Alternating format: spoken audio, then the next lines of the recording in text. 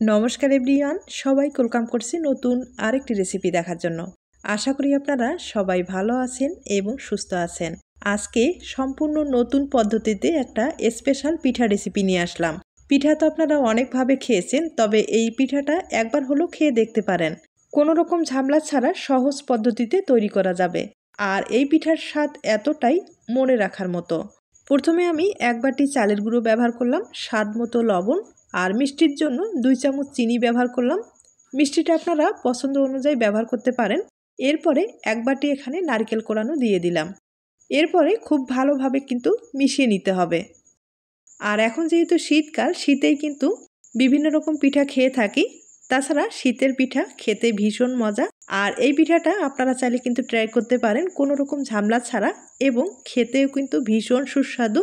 আপনারা একবার তৈরি করে খেলে অন্য পিঠার কথা কিন্তু একবারে ভুলে যাবেন। খুব ভালোভাবে মেখে নেওয়ার পরে এখানে কিন্তু জল দিয়ে একটা পাতলা বেটার তৈরি করে নিতে হবে। আর জল কিন্তু একবারে নর্মাল জলটা ব্যবহার করতে হবে। আর এটা কিন্তু শুকনো চালের গুঁড়ো, আতপ চালের গুঁড়ো, আপনারা যে কোনো চালের গুঁড়ো ব্যবহার করতে পারেন। আর চালের গুঁড়ো হাতের কাছে যদি না থাকে কোনো সমস্যা নেই, আটা অথবা ময়দাও ব্যবহার করতে পারেন। আটা ময়দার যে পিঠাগুলো সেগুলো খেতে কিন্তু ভালোই লাগবে।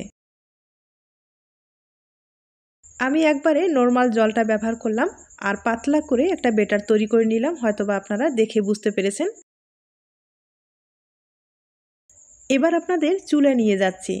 কড়াইয়ে আমি 1 টেবিল চামচের মতো এখানে ঘি ব্যবহার করলাম। এরপরে ফ্লেভারের জন্য 2টা তেজপাতা আর 2টা এলাচ ব্যবহার করলাম, ছোট এলাচগুলো। এ পর্যায়ে চুলার হিটটা কিন্তু হাই হিটে থাকতে হবে। আর ঘিটা যেন ধোঁয়া ওঠে সেভাবে কিন্তু ঘিটা গরম করে নিতে হবে। আর এখন যেটা করতে হবে, এখানে হাফ চামচের মতো আমি কালো জিরাটা ব্যবহার করব।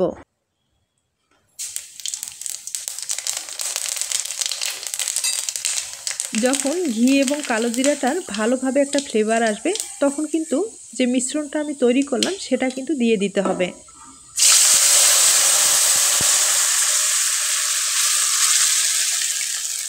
আর আবারও বলছি, এ পর্যায়ে কিন্তু চুলার হিটটা হাই হিটে রাখতে হবে। এরপরে চালের গুঁড়োর মিশ্রণটা দিয়ে দিতে হবে। আর এখন কিন্তু ভালো একটা ফ্লেভার এসেছে।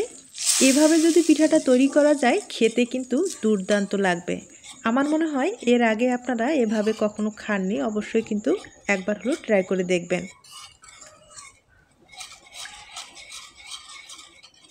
এবার যেটা করতে হবে, এবার চুলার হিটটা কিন্তু লো করে দিতে হবে, কারণ চালের গুঁড়োর যে মিশ্রণটা সেটা কিন্তু কড়াইয়ে লেগে যেতে পারে।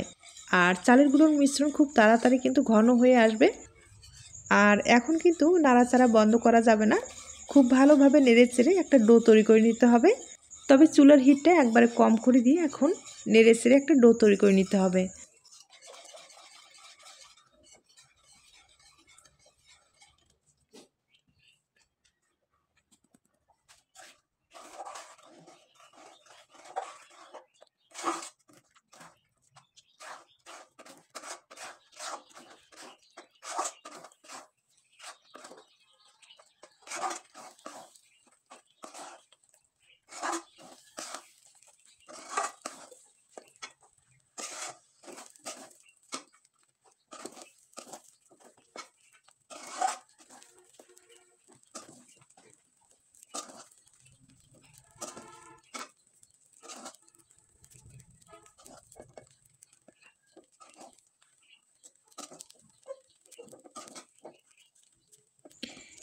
ডোটা দেখতেই পারছেন, একবারে কিন্তু শুকনো করে তৈরি করে নিলাম আর পুরোপুরি সিদ্ধ হয়ে গেছে।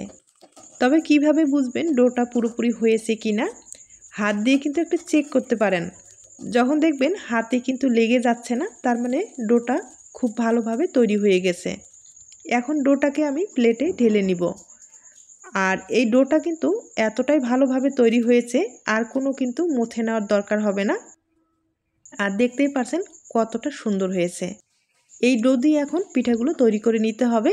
তবে ঠান্ডা হতে থাক, এর ফাঁকে আমি পুরটা তৈরি করে নেব। আর আপনারা চাইলে কিন্তু এই পিঠায় এখন যদি পুর না দেন, এরপরেও কোনো সমস্যা হবে না, যেহেতু আগেই নারকেল এবং চিনি দেওয়া হয়েছে। তবে পিঠাটা আরেকটু ভালো করার জন্য আমি কিন্তু পিঠার ভিতরে একটু পুর ব্যবহার করব। এর জন্য নারকেল এবং গুড় দিয়ে একটা পুর তৈরি করে নিলাম। পুরটা কিন্তু শুকনো করে তৈরি করে নিতে হবে। আর পুরটা তৈরি করা হয়ে গেছে, এইদিকে ডোটাও কিন্তু পুরোপুরি ঠান্ডা হয়ে গেছে। এবার আপনাদের পিঠার ডিজাইনটা তৈরি করে দেখিয়ে দিচ্ছি। তবে ডিজাইনের কিন্তু কিচ্ছু না, একবারে সাদামাটা পিঠার একটা ডিজাইন। আর দেখতে কিন্তু অপূর্ব হয়। আপনারা যে কেউ খুব সহজেই পিঠার ডিজাইনটা তৈরি করে নিতে পারবেন। আমি কিন্তু ছোট ছোট করে লিচি কেটে নিলাম। এবার গোল করে নিতে হবে, আমি হাতের সাহায্যে গোল করে নিচ্ছি। আর আঁকাবাঁকা যেন না হয়, আঁকাবাঁকা হলে পিঠার ডিজাইনটা কিন্তু ভালো আসবে না। আর এই ডোটা যেহেতু অনেক নরম, তাই সামান্য পরিমাণে একটু চালের গুঁড়ো ব্যবহার করলাম। এরপরে একটু চওড়া করে নিলাম। আর মাঝখানে পুর ব্যবহার করতে হবে। পুর কিন্তু সামান্য পরিমাণে ব্যবহার করলাম, আপনারা চাইলে পুর কিন্তু বেশি করে দিতে পারেন। আমি সামান্য পরিমাণে পুর দিয়ে আবারও পিঠাটাকে গোল করে নেব।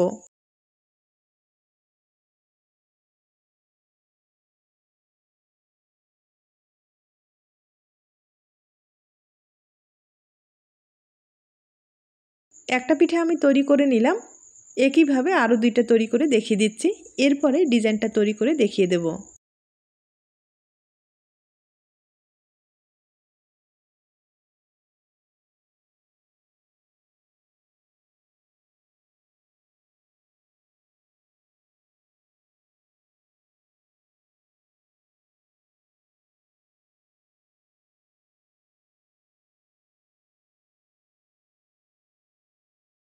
আমি তিনটা পিঠা রেডি করে নিলাম। এবার ডিজাইনটা তৈরি করে আপনাদের দেখিয়ে দিচ্ছি। মাঝখানে একটা দাগ দিয়ে দিলাম। এরপরে একটা ছুরির সাহায্যে কিন্তু ডিজাইনটা আমি তৈরি করে নেব। আপনারা চাইলে খেজুরের কাঁটাও কিন্তু ব্যবহার করতে পারেন, অথবা একটা কাঠি দিয়েও এই ডিজাইনটা তৈরি করে নিতে পারেন। একবারে সহজ কিন্তু এই ডিজাইনটা, কোনো রকম ঝামেলা ছাড়া এই ডিজাইনটা তৈরি করতে পারবেন। আর ছুরির যে অপর সাইডটা আছে সেটা দিয়ে কিন্তু আমি ডিজাইনটা তৈরি করে নিচ্ছি। তবে হ্যাঁ, এখানে কিন্তু আপনারা চামচের যে হাতলটা আছে সেটা দিয়েও কিন্তু ডিজাইনটা তৈরি করে নিতে পারবেন।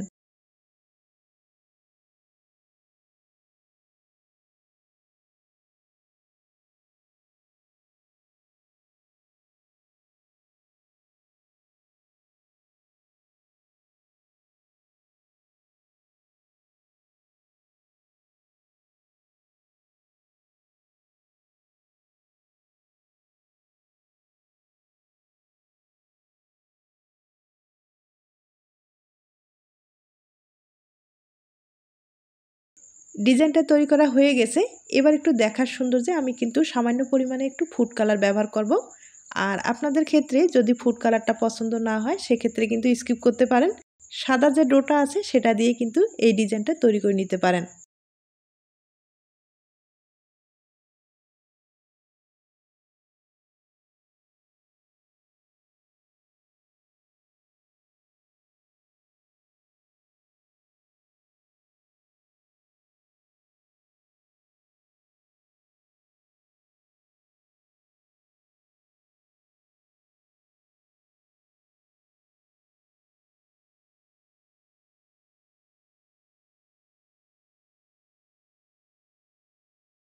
আমি ফুড কালার দিয়ে একটু পাতা শেপের মতো করে তৈরি করে নিলাম। এবার মাঝখানে বসাতে হবে, তাহলে পিঠাটা দেখতে ভালো লাগবে। এরপরে ছোট্ট যে ডোগুলো তৈরি করলাম মাঝখানে দিয়ে দিলাম, আর একটা পাতা কিন্তু এভাবে বসাতে হবে, তাহলে পিঠাটা দেখতে ভালো লাগবে।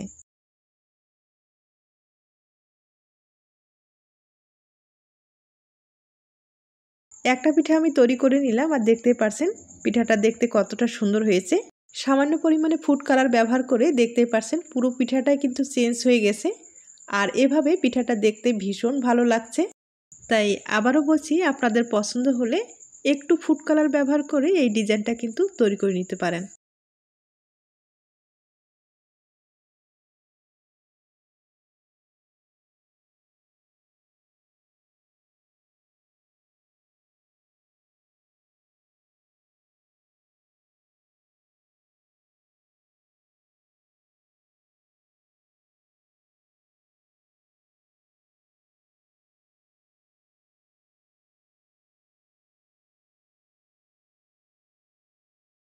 আমি আপনাদের তিনটা পিঠা তৈরি করে দেখিয়ে দিলাম।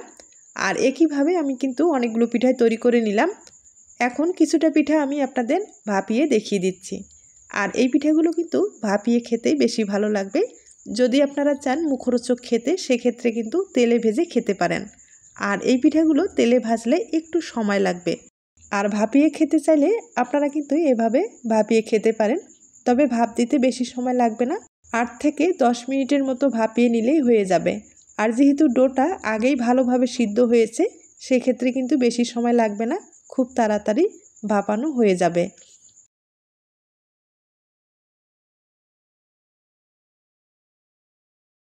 আমি 8 থেকে 10 মিনিটের মতো ভালোভাবে ভাপিয়ে নিলাম। এরপরে আপনাদের আমি পরিবেশন করে দেখিয়ে দিচ্ছি। আর ভাপানোর পরে পিঠাগুলো দেখতেই পারছেন অনেকটা ফুলে গেছে। আর এই পিঠাগুলো কিন্তু এতটাই নরম হয়ে থাকে, মুখে দিলেই কিন্তু মিলিয়ে যাবে। তাই রিকোয়েস্ট থাকবে অবশ্যই কিন্তু এই পদ্ধতিতে একবার হলো পিঠা তৈরি করে দেখবেন। আপনারা নিজেরাই বুঝতে পারবেন এই পিঠার স্বাদ কতটা সুস্বাদু। এখন আপনাদের পরিবেশন করে দেখিয়ে দিচ্ছি। তার আগে ছোট্ট একটা রিকোয়েস্ট থাকবে, এই সাদামাঠা পিঠা রেসিপিটি আপনাদের কাছে যদি একটু ভালো লেগে থাকে বা আপনার কোনো উপকারে আসতে পারে, তাহলে কিন্তু একটা লাইক দিতে পারেন।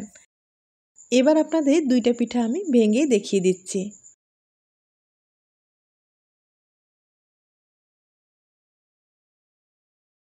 পিঠাগুলো দেখতেই পারছেন কতটা নরম হয়েছে। আর এরকম ধরনের নরম পিঠাগুলো মুখে দিলেই কিন্তু মিলিয়ে যাবে, আমি আবারও বলছি। আর খেতে ভীষণ সুস্বাদু। আমি কিন্তু আবারও একটা পিঠা আপনাদের ভেঙে দেখিয়ে দিচ্ছি। তাহলে আজ এ পর্যন্ত, নতুন কোনো রেসিপির সাথে আবার দেখা হবে। নতুন রেসিপির জন্য সবাইকে আমন্ত্রণ রইল। সবাই ভালো থাকবেন, সুস্থ থাকবেন এবং নিরাপদে থাকবেন। নমস্কার।